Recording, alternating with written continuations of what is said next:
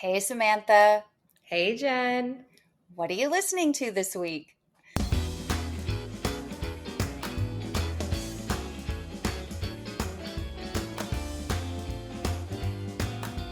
Welcome to Season 3 of What Are You Listening To?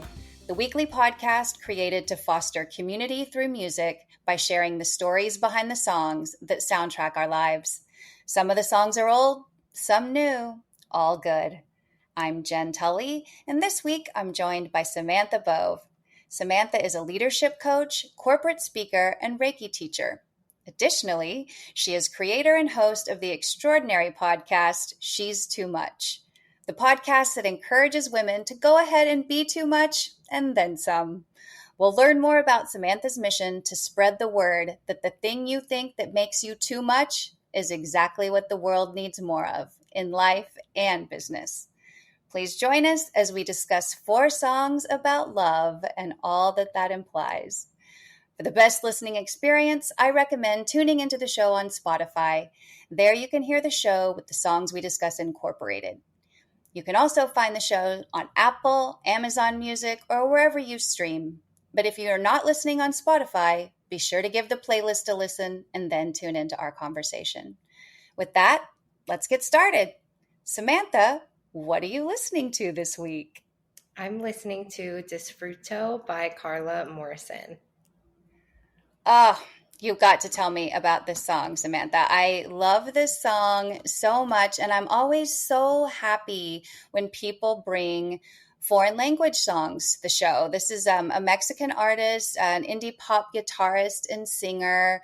And I'm such a lyrics-driven person that it's so easy for me to make that the only focus of a song. And a song like this just allows me to get swept away into like the feeling of the music. So tell me about this song. How did you find this artist? Why did you pick it? Why this song? I think that you just described it the best.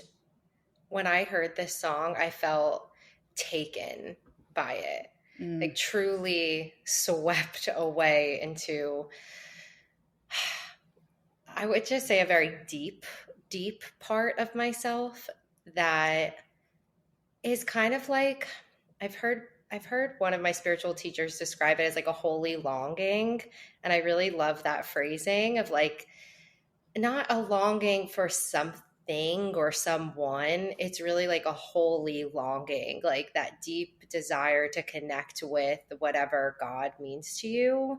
Yes. Like an eternal type of, there must be something more, there must be something after this or before this kind of feeling, like a really deep feeling. And I heard it when I was putting together a Reiki playlist for one of my clients. And my favorite thing on Spotify is, going to a song that you like, then going to the radio of it and finding all the new songs. I'm like, that's like, I think the best invention in the world. And this song just came on, and I just remember like crying to it and seeing the effect that it had when I was with my client on the table. And I love listening to music that I don't understand. I understand a little bit of Spanish, but not a lot. And actually, most of my favorite songs, funny enough, are in foreign languages, Italian and Spanish, because I feel like it allows me to actually connect with the lyrics deeper because of the way that they're singing it. And so that was how I found it, and a little bit of what it means to me.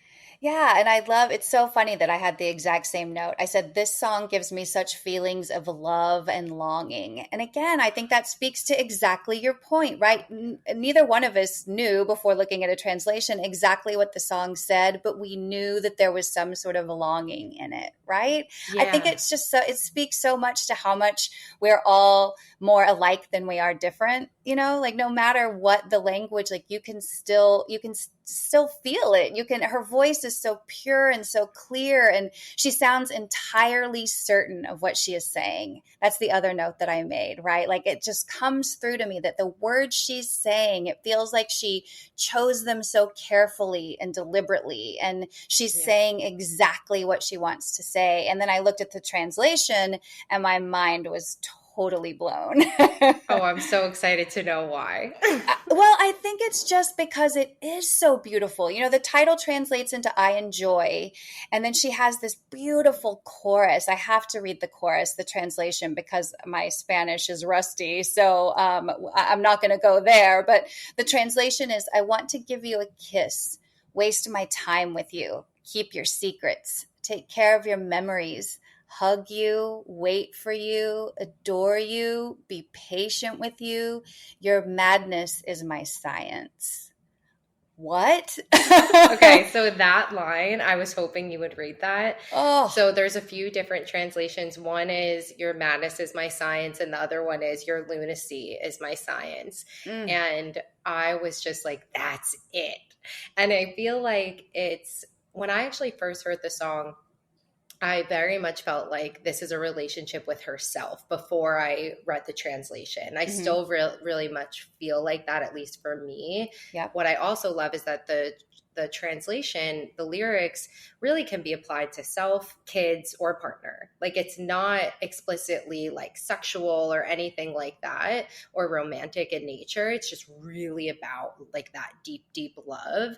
And yeah, your lunacy or your madness is my science is like, I feel like that describes that's like the difference between like the people who I really freaking love and not. You know, it's the people who it's like you're coming to me with some really crazy out there nonsense, and yet I'm here to like jump in that mind and dig through it with you and help you understand it. And I want to understand it more rather than, you know, the people I'm like, you know, this is just kind of crazy and I don't really have the deep desire to figure this out with you. I don't feel like that's part of my path here. So I think it's so stunning. Yes, and I alluded to it in the intro that we're talking about love and all of that all that implies, and you just kind of hit the nail on the head with that too, right? I feel like it's so important to reflect on love often, and all love, self-love, familial love, romantic love, right? Like it's something that I think, especially as young girls and young girls of a certain age, you know, my age, we were really kind of brought up in this fairy tale vision of like these, you know, this man sweeping you away. And so I find that I sometimes am falling back into that old story, you know, and so I do reflect on love a lot and all different kinds of love because I'm trying to write a new story around that. I don't like that old story. It didn't serve me well. And so I'm always thinking of new ways to rewrite that story. And love is just a really complicated emotion. And like you mentioned, when I listened to this song and went back and read the translation, I immediately thought of my daughter.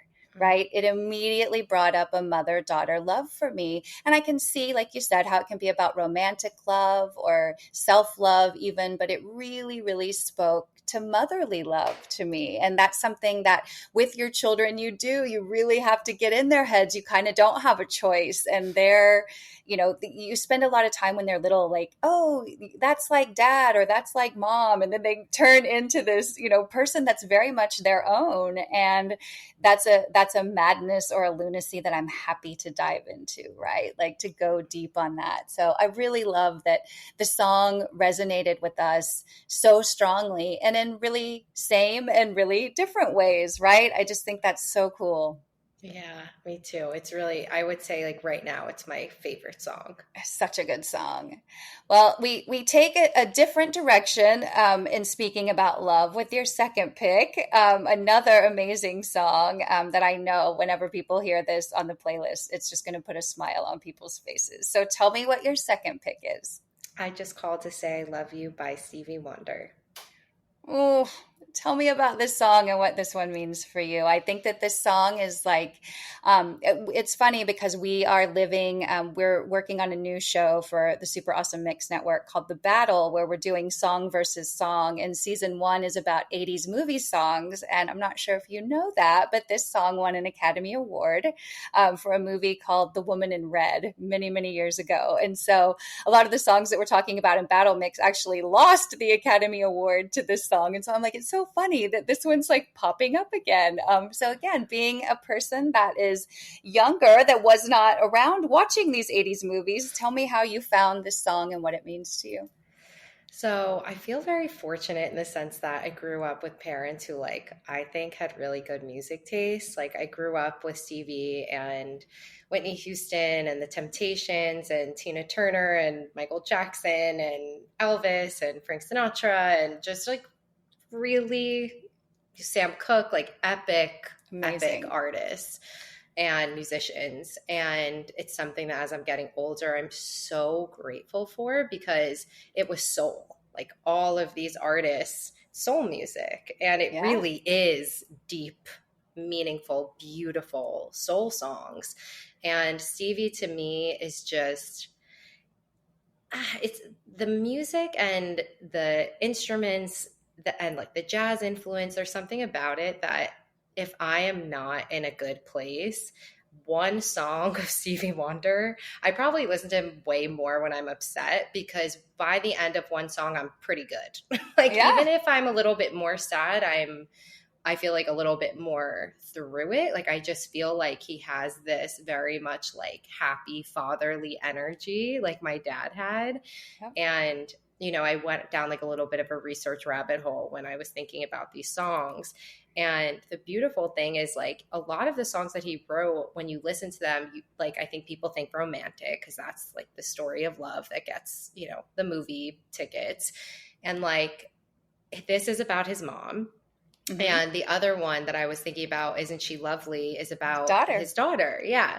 And I just, yeah, this song to me, you know, I was thinking, okay, what songs are meaningful? I'm like, well, the most meaningful songs to me are the ones at this time in my life too that remind me of my dad, that like, you know, can be a portal to connect with him. He passed in 2020, which is still like very difficult for me to even say.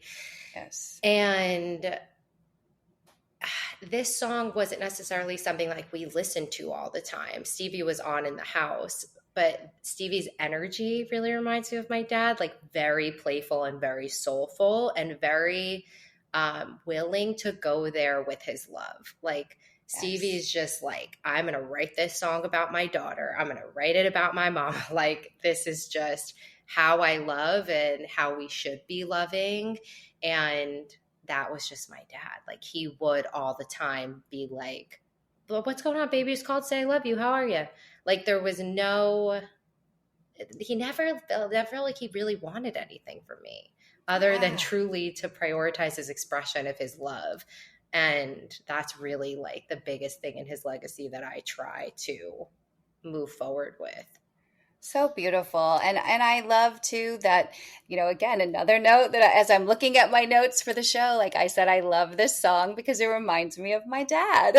You know, I think it's kind of universal. And I think, you know, lyrically, the song is so clever, the way he goes through the months and the seasons. But the real magic for me is not necessarily even in the simplicity of I just called to say I love you, but it's in the lyric and I mean it from the bottom of my heart.